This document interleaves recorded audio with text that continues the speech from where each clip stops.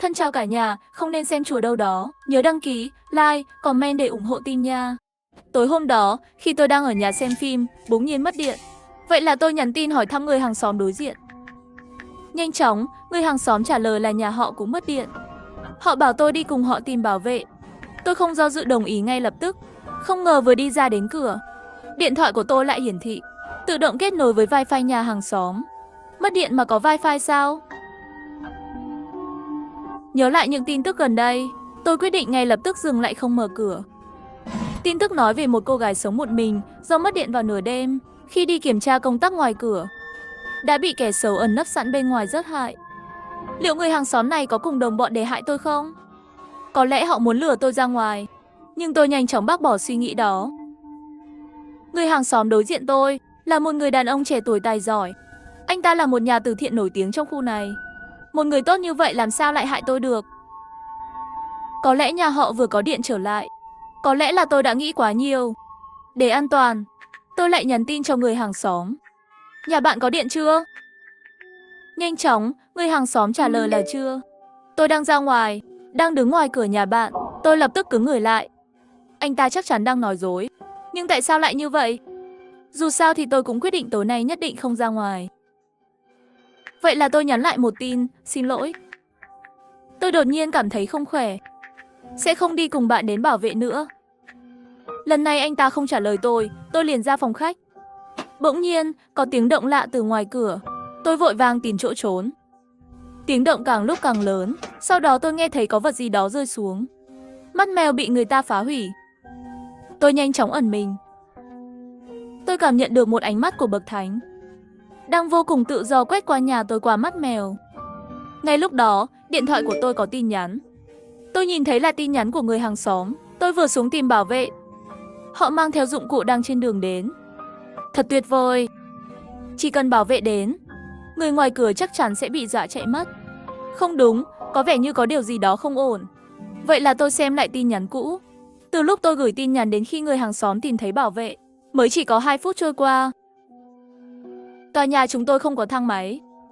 Chúng tôi sống ở tầng 5, chỉ trong vòng 2 phút ngắn ngủi. Anh ta hoàn toàn không thể làm được chuyện này. Nghĩ đến đây, tôi run rẩy soạn một tin nhắn báo cảnh sát. Nhưng dù thế nào tôi cũng không thể gửi đi. Ngay cả wifi mà tôi vừa kết nối cũng bị ngắt. Chuyện này là sao vậy? Có phải ai đó đang dùng thiết bị chặn sóng không? Nhưng thông thường, thiết bị chặn sóng không thể chặn được dịch vụ báo động, trừ khi đã bị sửa đổi bất hợp pháp. Ngay lập tức, tôi nín thở, bước nhẹ nhàng về phía phòng ngủ. Đến nửa chừng, tôi nghe thấy tiếng bước chân ngoài cửa. Tôi nghĩ người ngoài cửa phát hiện ra cửa không mở được và sẽ rời đi. Chưa kịp thở phào nhẹ nhõm, tôi nghe thấy một tiếng va vào cửa mạnh mẽ. Tim tôi lập tức thắt lại. Tôi không dám trì hoãn nữa, vội vã quay lại phòng ngủ. Khóa cửa lại, tôi thở dốc lo lắng. Hít thở gấp gáp, trong đêm tĩnh lặng này, tiếng đập cửa vang vọng khắp khu. Làm sao bây giờ? Cửa phòng ngủ và cửa chính nhà tôi đều là cửa gỗ bình thường, chắc chắn không thể chống lại lâu được. Làm sao bây giờ? Yến Lâm, phải bình tĩnh lại. Nhất định sẽ có cách thôi. Nơi tôi sống là một khu nhà mới xây. Tỷ lệ người vào ở chưa đến 20%. Tòa nhà tôi ở chỉ có 4 hộ gia đình. Một hộ là nhà đối diện tôi, một hộ ở ngay dưới tôi. Tôi không thể nhờ vào ai cả. Bây giờ đang là kỳ nghỉ hè, họ đều đi du lịch hết rồi. Trong khi đó, tôi nghe thấy tiếng ván gỗ vỡ vụn. Người ngoài cửa đã vào rồi. Tiếng bước chân nặng nề từng bước tiến gần tôi. Tôi tuyệt vọng nhìn ra ngoài phòng ngủ, đối diện với ban công.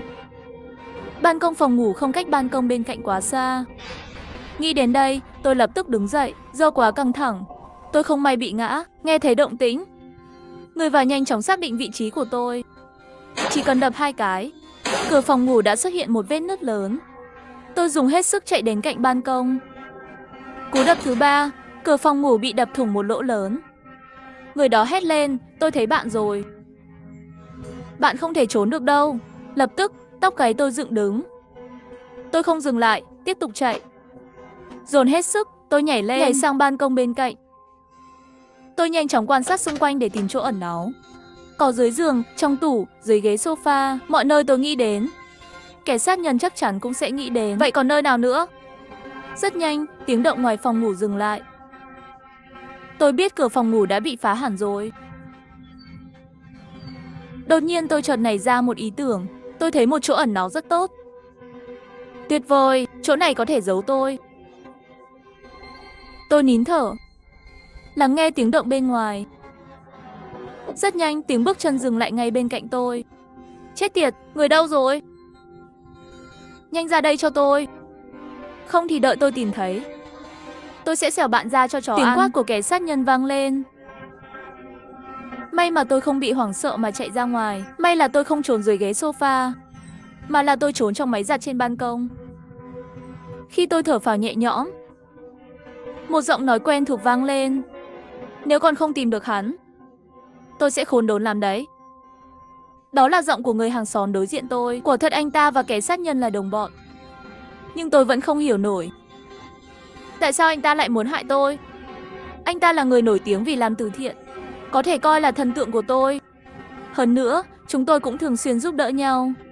Dần dần, chúng tôi đã trở thành bạn bè. Chúng tôi đâu có thù oán gì sâu nặng đâu. Vậy tại sao anh ta lại muốn giết tôi? Giọng của người hàng xóm lại vang lên. Phải tìm được hắn. Hắn ta biết chuyện đó. Nếu bị hắn tiết lộ, tôi sẽ chết chắc. Kẻ sát nhân khẽ gầm lên. Giờ không tìm được người thì nói gì cũng vô ích. Cậu đi canh cửa dưới, tôi sẽ tìm từ tầng trên xuống. Người hàng xóm lập tức mở cửa. Tiếng bước chân dần xa. Lúc này tôi mới chú ý thấy tiếng bước chân hình như không chỉ có hai người. Không biết là ở ngoài cửa có một âm thanh kỳ lạ vang lên, giống như tiếng bóng bay bị chọc thủng rồi từ từ xẹp xuống. Ngay sau đó, tiếng của người hàng xóm và kẻ sát nhân lại vang lên. Con chó này, nghe lén xong còn muốn chạy. Có người trốn ở ngoài nghe lén. Bọn chúng đã giết hắn. Tôi hoảng sợ đến mức không thể thở nổi. Ngoài tôi, hàng xóm và kẻ sát nhân, lại có ai khác trong tòa nhà này? Người đó sẽ bị xử lý thế nào? Để hắn lại đây đã, chút nữa xử lý sau. Tiếng cửa đóng lại. Họ cùng nhau bước ra ngoài. Tôi vui mừng khôn xiết. Đây là cơ hội của tôi. Tôi định lập tức rời đi. Có lẽ vì ngồi lâu quá, hoặc có thể vì cú sốc vừa rồi quá lớn, tôi không còn sức để đứng dậy. Vì vậy tôi tiếp tục ngồi xuống để nghỉ ngơi một chút, khôi phục lại sức lực. Hình như họ thật sự không có ở nhà. Tôi hoảng hốt. Kẻ sát nhân không đi. Cái lúc đóng cửa vừa rồi cũng chỉ là để thử tôi. Nếu tôi không kiềm chế và đi ra ngoài lúc đó, thì giờ tôi chắc chắn đã bị đánh rồi.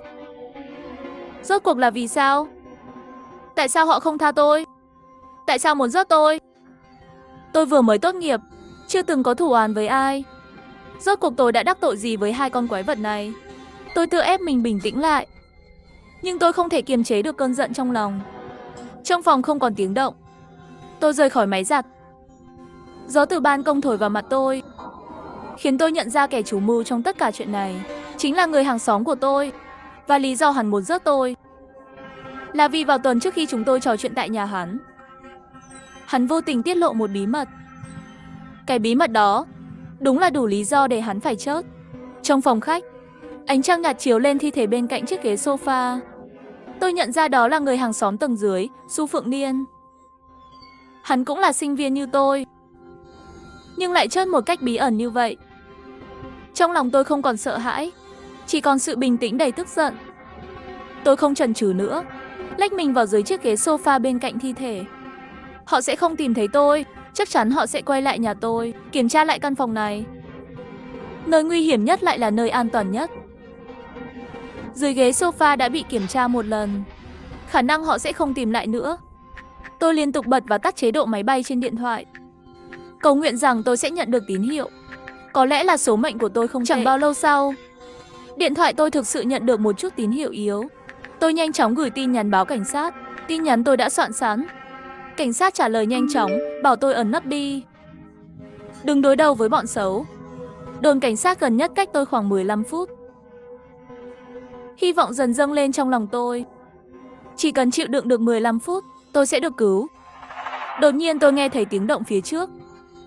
Tôi lập tức tắt màn hình điện thoại, giữ yên lặng tuyệt đối. Chắc là thi thể trên sàn, hắn ta vẫn chưa chết. Trong lòng tôi vui mừng. Giờ tôi không phải chiến đấu một mình nữa. Giờ những bài học trước đó, tôi không lập tức ra ngoài, mà tôi thấp giọng nói, đừng phát ra tiếng. Kẻ giết người vẫn còn trong tòa nhà này. Rõ ràng thi thể này đã bị tôi làm cho sợ hãi. Với giọng run rẩy, hắn hỏi tôi, cậu là người hay là ma?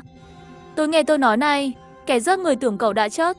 Chắc chắn hắn sẽ không đề phòng cậu. Tôi đã gọi báo cảnh sát rồi. Nếu tối nay chúng ta muốn sống sót, chúng ta phải hợp tác. Su Phượng Niên im lặng rồi hỏi, chúng ta sẽ hợp tác thế nào? Tôi hít một hơi thật sâu và bắt đầu nói ra kế hoạch của mình. Sau khi kẻ giết người tìm xong trong tòa nhà, hắn chắc chắn sẽ quay lại xử lý thi thể của cậu. Tôi có thể trốn, nhưng nếu cậu trốn, họ chắc chắn sẽ nghi ngờ. Vậy tôi sẽ đi tìm dụng cụ cho cậu. Đến lúc đó, cậu có thể lợi dụng lúc chúng không để ý tấn công họ. Su Phượng Niên nắm rõ ý định.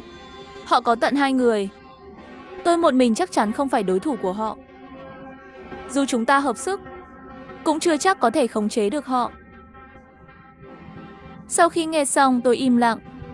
Su Phượng Niên thấy tôi không nói gì nữa, liền thay đổi chủ đề và hỏi, 10 năm trước tôi đã giết người và tôi đã thoát khỏi sự trừng phạt của pháp luật.